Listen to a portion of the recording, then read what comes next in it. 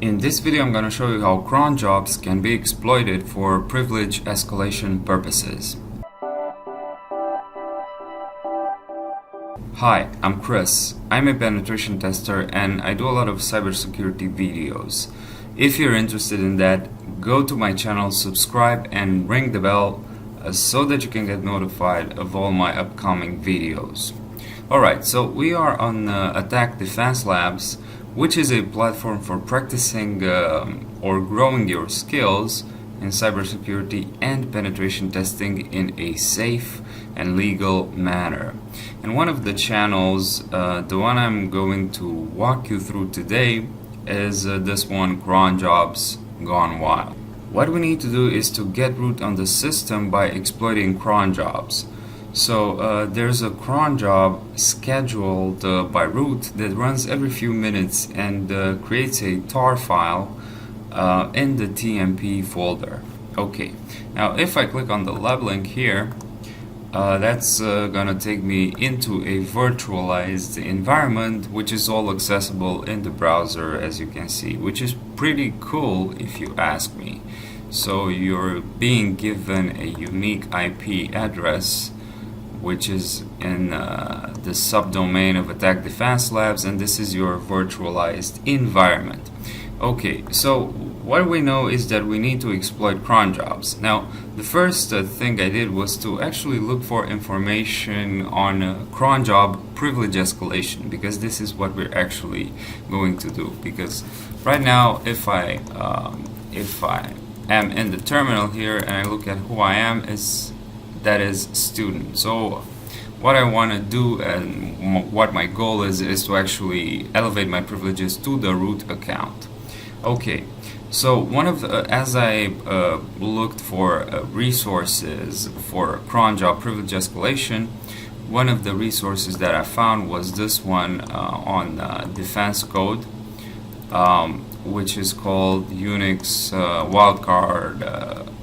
Wildcards Gone Wild, and we'll get back to it in a minute. Okay, so we're on the system and let's actually do a basic recon. So let's see our the files that are in our working directory, and there are no files. The present working directory is home student, and we know that there's an archive that's being created by cron every couple of minutes in the TMP folder. So let's go to TMP, let's look in here, and there we have it. So this is the archive that's being created. So if we actually unarchive it using tar xvfz monitor.tar.gz, we see that we have a bunch of files with let's see, cat1, cat2, cat3, cat4, cat5. So there is no specific information inside them.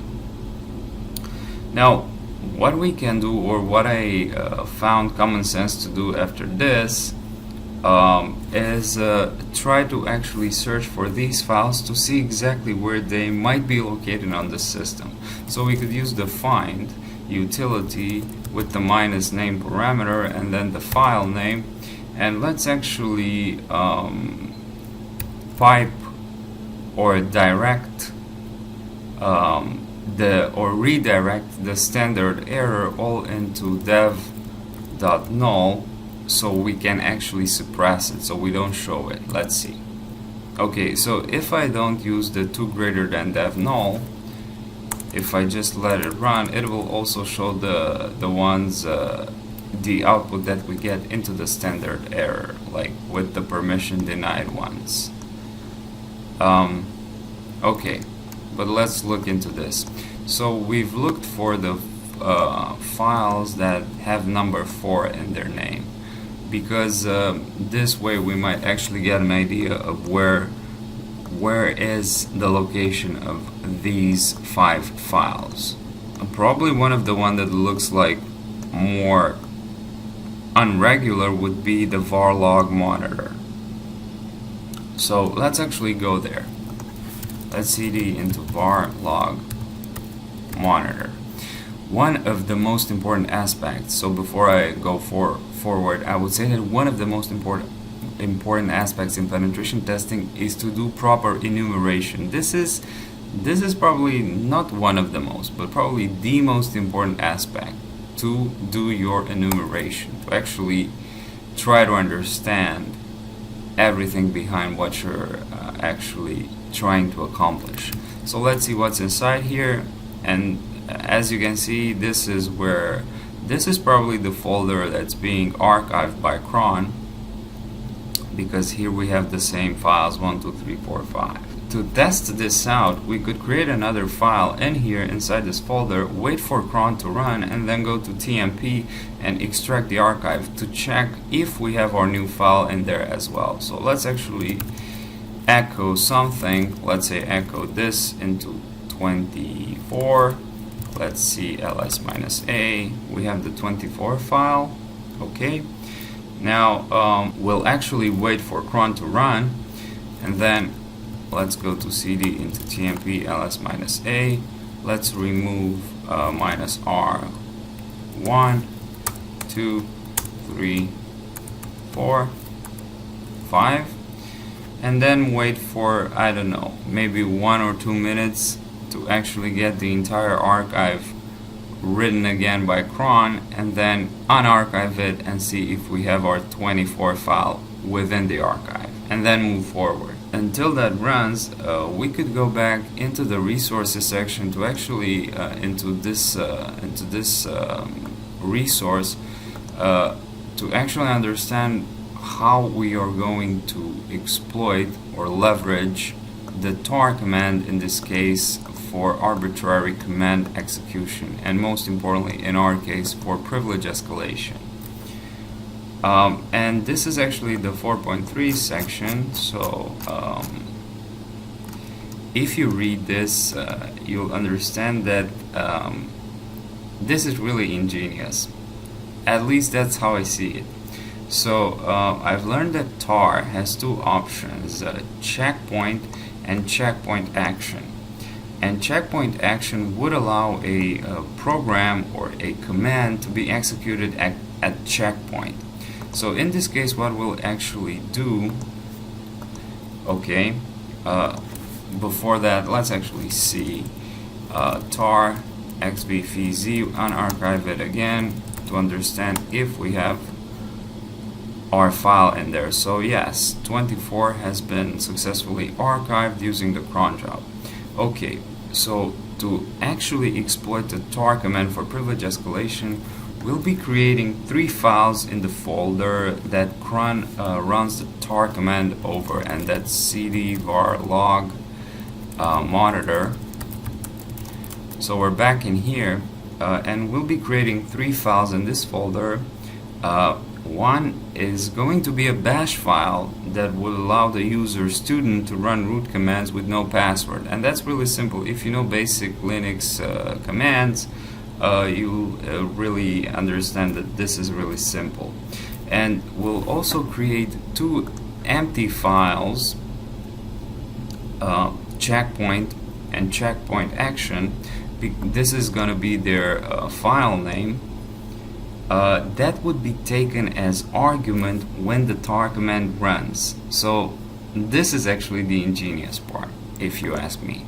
Now let's create these files. So I'll say echo student all equals root, no password, all, and we're going to put this information into @c sudoers. Okay, alright, and all this is going to go, so we have our first open quotes, second quotes, then we close these double quotes, and then we close this empty quotes, these single quotes, and we put this into a bash file. Let's call it shell.sh. Alright, and if we look right now, we have the shell.sh created, and if we look into it, we simply have echo student all passwords. So if this is run, if this shell.sh is run, successfully, this will actually give student the permission to actually execute any kind of command with root privileges and with no password.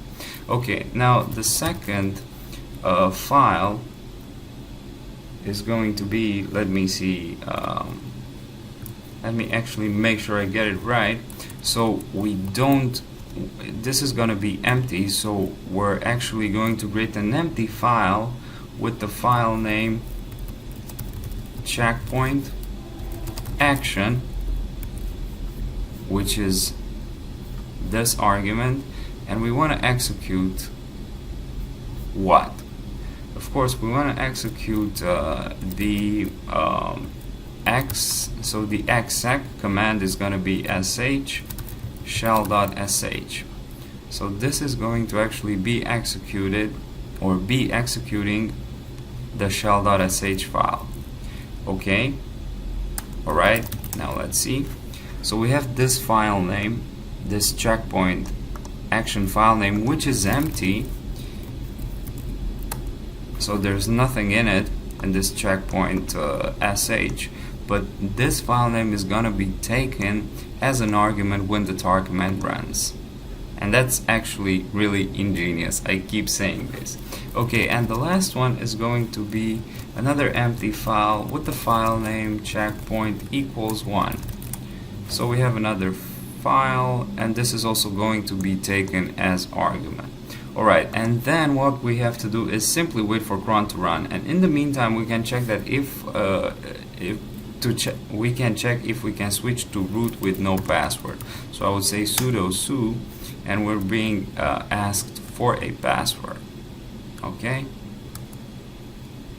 so we cannot successfully sudo su because we don't have the right to, and the cron job hasn't run already. So what we're actually going to do is to wait for it to run, then go back to tmp ls-a. Let's see if it ran by trying to unarchive the monitor.gz. Okay, so it actually ran. Then what we have to do is to chmod plus x the shell.sh to actually give it execution rights. Okay, and then what we simply do is to execute this so that student is being added as a user who can execute all the commands with root privileges and no password. Because as you've seen here, if it tried sudoing su, which is switching to the super user root, we weren't able to because we needed to provide a password, and I don't know the password for the student. Okay, so right now, like I said, what we have to do is to execute the shell.sh. And you might be confused by this permission denied, but if we look and try to switch to root one more time using the sudo.su, there you go. Boom. Who am I? We're root. Okay, now let's cd into root ls-a. We have a flag over here.